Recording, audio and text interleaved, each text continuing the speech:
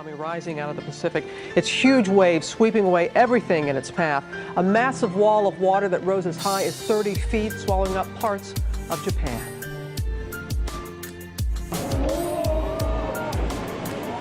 Throughout the seaside cities of the north, stunning devastation.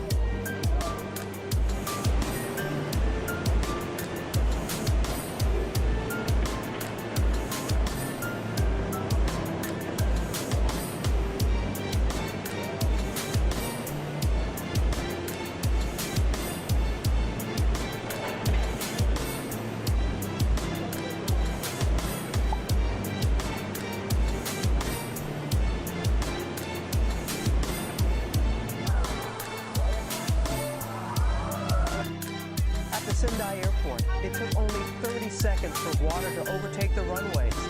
Soon after, the 16-foot airport tunnel overflowed, filling with cars and small planes.